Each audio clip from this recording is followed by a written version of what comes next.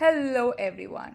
Welcome to another video of PropertyDekhoIndia.com. Our motive is to bring transparency between our buyers and sellers. PropertyDekhoIndia.com के platform पर हम आपको बताएंगे कि आपको किन किन चीज़ों का ध्यान रखना चाहिए प्रॉपर्टी खरीदने से पहले, और इस प्लेटफॉर्म पर आपको अलग अलग प्रॉपर्टीज़ के बारे में भी बताया जाएगा। तो आज हम अपनी वीडियो में बात करेंगे commercial property return and it's valuation. तो चलिए जान लेते हैं। Commercial property return and valuation.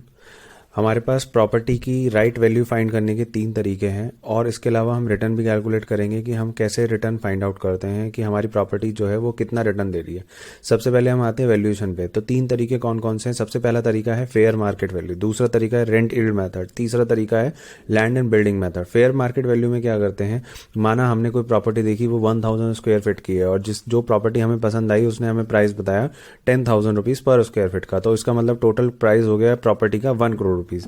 अब हम क्या करेंगे, उसके आसपास की प्रॉपर्टीज की भी वैल्यू फाइंड आउट करेंगे कि भाई 1000 स्क्वायर फीट की या 1500 स्क्वायर फीट की या 1200 स्क्वायर फीट की प्रॉपर्टी का क्या प्राइसिंग है। आसपास के जो लोग हैं, जो इनके अलावा और जो अपनी प्रॉपर्टी बेचने के इच्छुक हैं, वो अपनी प्रॉपर्टीज का क्या डिमांड कर रहे हैं। तो इस तरीके से मेरे को एक मार्केट का वैल्यू पता लग जाता है कि जनरली पर स्क्वायर फीट का ये रेट चल रहा है। फॉर एग्जाम्पल, जो हमसे डिमांड करी गई है 10,000 रुपीज़ पर स्क्वायर फीट की, तो वो हमें वेरी कर सकता है कि दूसरा जो सेलर है वो उसका 9500 रुपीज़ पर स्क्वायर फीट मांग रहा हो, और तीसरा जो सेलर है वो ऐसा भी हो सकता है कि वो 10,500 रुपीज़ पर स्क्वायर फीट मांग रहा हो। तो ये जनरली वेरी करता है 3 से लेके 10% के बीच में, कि 10% अप एंड डाउन हो सकता है, 3% भी अप एंड डाउन हो सकता है। तो इतना ज़्यादा वेरिएशन नहीं आता, बट ये है कि हमें मार्केट का रेट पता लग जाता है कि इस एरिया में क्या रेट प्रॉपर्टी का चल रहा है। दूसरा मेथड आता है हमारा rent yield method. Rent yield का फॉर्मूला होता है सीधा सीधा annual return upon property value. तो एनुअल रिटर्न क्या है, मान लीजिए कि हम 1 करोड़ रुपए की प्रॉपर्टी हमने खरीदी, और वो हमारी प्रॉपर्टी 1 करोड़ रुपए की जो हमने खरीदी है वो 50,000 रुपये महीने किराए पर चढ़ जाती है। तो 50,000 इंटू 12 महीने तक हमें किराया आया, तो वो हो गया 6 लाख रुपए। तो एनुअल रेंट क्या हुआ हमारा, 6 लाख रुपए upon property value. Property value is that is 1 crore rupees. तो हमारा क्या निकल के आ जाएगा इससे, रेंट यील्ड कितने, रिटर्न कितना आ रहा है, रेंटल रिटर्न कितने परसेंट है per annum, that is 6% per annum. इससे निकल के आ जाएगा 6%। अब प्रॉपर्टी की वैल्यू कैसे फाइंड आउट करें, इससे प्रॉपर्टी की वैल्यू प्रॉपर्टी वैल्यू कैसे निकालें। प्रॉपर्टी वैल्यू का फॉर्मूला है annual rent upon rent yield. तो हमारा रेंट यील्ड क्या निकल के आया था अभी, 6%। तो एनुअल रेंट कितना आ रहा है हमें, 50,000 इंटू 12 अपॉन 0.06। तो ये हमारी प्रॉपर्टी की क्या कीमत आ जाएगी, लगभग हमारे प्रॉपर्टी की कीमत क्या आ गई, 1 करोड़ रुपए। तो जो इसका मतलब हम प्रॉपर्टी सर्च कर रहे थे उसकी जो वैल्यू निकल के आ रही है वो 1 करोड़ रुपए आ रही है। इसका मतलब जो सामने वाला डिमांड कर रहा है वो हमसे सही डिमांड कर रहा है।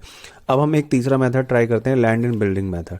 लैंड एंड बिल्डिंग मेथड में ये होता है कि आपने अपनी खुद की ज़मीन खरीदी और उस पर आपने खुद कंस्ट्रक्शन करी, और फिर क्या कॉस्ट निकल के आती है। मान लीजिए आपने 1,000 स्क्वायर फीट ज़मीन खरीदी, वो है आपको मिलती है 50 लाख रुपए की, और आपने उसको बनाने में लग गए, 3 मंजिला बनाने में बिल्डिंग कॉस्ट आपने लग गई 40 लाख रुपए उदाहरण के तौर पर। तो इसमें जो बना रहा है उसका भी प्रॉफिट रहेगा। प्रॉफिट मार्जिन मान लीजिए जो बनाने वाला कंस्ट्रक्टर है उसका प्रॉफिट मार्जिन 20% है। तो 40 लाख का 20% कितना हो गया, 8 लाख रुपए। अगेन क्या वैल्यू निकल के आ गई, 50 लाख प्लस 40 लाख प्लस 8 लाख रुपए। तो कितना हो गया हमारा फिगर, 98 लाख रुपीज़, मतलब 2 लाख रुपए का ज़्यादा वेरिएशन आया। तो अब हम क्या देख सकते हैं कि जो हम उसको 98 लाख रुपीज़ या 95 लाख रुपीज़ उसके ऑफर अप कर सकते हैं कि हम इसको 1 करोड़ नहीं 95 लाख रुपीज़ में खरीदने के लिए रेडी हैं। अब हम कैलकुलेट करते हैं कि टोटल रिटर्न कैसे निकालें। टोटल रिटर्न निकालने का फॉर्मूला होता है rental return plus capital appreciation. अभी जो हमने चेक किया है उसमें हमें क्या रेंटल रिटर्न कितना आ रहा है, 6% साल का आ रहा है।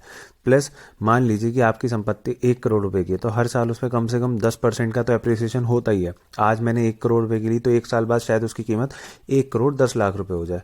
तो total return equal to rental return plus capital appreciation. Rental return हो गया हमारा 6% प्लस कैपिटल एप्रिसिएशन हो गया हमारा 10%, दैट इज इक्वल टू 16%। अगर मैं इस प्रॉपर्टी को अपने पास 10 साल के लिए रखता हूं तो ये मुझे 160% का एप्रिसिएशन दे जाएगा। तो कभी भी अगर आपको अपनी कमर्शियल प्रॉपर्टी की वैल्यू निकालनी हो या अपने कमर्शियल प्रॉपर्टी के रिटर्न निकालना हो, तो ये तीनों फॉर्मूले का यूज करिए। And if you like our video, please do like, share, subscribe and hit the bell icon.